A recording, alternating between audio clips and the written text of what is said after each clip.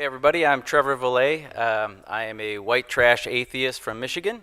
Um, Thank you. And I'm married to, and I mean this, the cutest, freckliest Puerto Rican Jew from New York City. So if you ever get to meet her, she's fantastic. Love you, Jackie.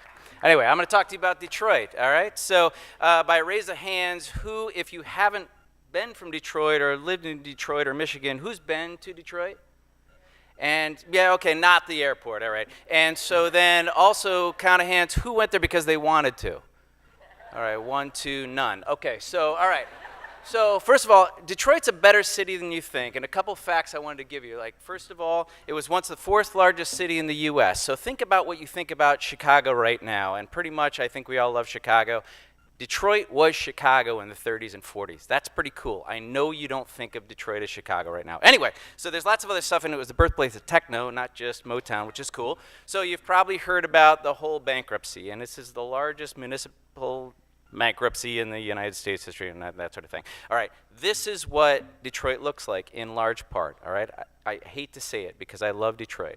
But you know how in Baltimore you get drunk one night and you go walk and you end up in a kind of weird neighborhood? Well, in Detroit you don't end up in weird neighborhoods, you end up in good neighborhoods actually. So anyway, when I tell people that I'm from Detroit, I get 2 looks. One of them is this sort of scared, are you friggin' kidding me? And then the other one is, I feel bad for you, especially if I'm talking to James Vanderbeek. So if you're like me, then you go, Kid Rock, how the hell did you let this happen, right?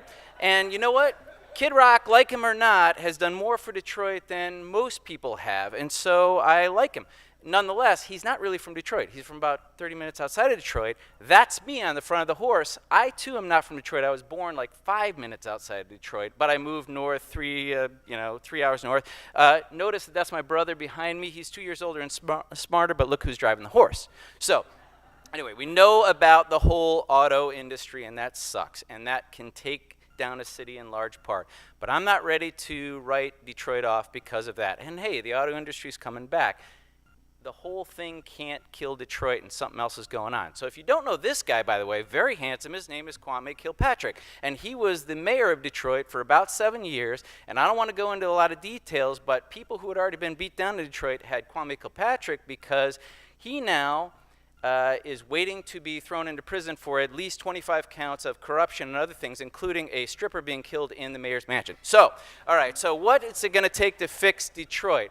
Guys, I haven't the first clue. I'm not a city engineer. I don't know how, I'm not a sociologist, all that, but I can tell you what I don't think it's going to take. Okay, politicians aren't going to fix it. Let's hope it gets better. The big 3 auto companies, they're going to help it, no doubt about it. New companies, cool companies like Quicken Loans and Shinola, who are risking stuff and moving downtown, that's cool. Kid Rock's not going to fix it, although good luck, Kid Rock. It's going to be people. Wow, Trevor, that's revolutionary. People are going to fix Detroit. But I believe in the power of individuals like me and you guys and lots of other people. I work in a business, advertising, where clients pay me to make things that they pay money to put out there, and I believe word of mouth is better than anything. So, 2 guys here. They started a company right here in Baltimore called Mission Barbecue. If you don't know them, cool. But check them out. They're really cool. The guy on your right there is Steve, and he's become a friend of mine. He's very patriotic. And I was talking to him one night, and he said, where's you from? And I said, well, I'm from Detroit. It's not a very good city. He said, it's not a very good city, but it's a great American city, and it changed my mind. I had been using Detroit as a punchline for so long that I've forgotten these are real people, and it's a real amazing city, and people should do something about it. So, cautionary tale for Baltimore? No way.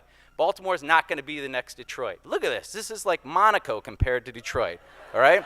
But we can take the same sort of thought, which is people make a city better. And I hear a lot of people going, you know what? Baltimore's awesome, but it's got to get to that next level. This is people. So a good friend of mine and a colleague, she gets pissed off. She's a very proud Baltimorean because she sees these bumper stickers, and I think these are funny, by the way. I really did.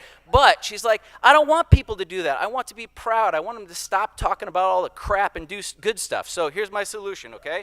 When people ask about Baltimore, have something interesting to say. That's hard, because when people ask you about Baltimore, you're like, it's awesome. I don't know. I'm not sure exactly, but it's really cool. So have something to say, all right? And there's a lot more positive than negative here. I believe that. Just ask anyone in Detroit. They'll tell you that for sure. Don't let yourself get just bogged down in negativity. It's okay to be self-aware, but talk about the good stuff and recognize what's not good and do something about it. And this year, choose one thing you love about this place and help it grow. Baltimore Bike Party, the Enoch Pratt Library, this thing. Just talk about it. You don't have to donate money. Just do something about it and talk about it. And all of a sudden, this groundswell happens, and all of a sudden, people love it. And don't forget Detroit, all right? She's a great American city who's lost her way, and she could use your help.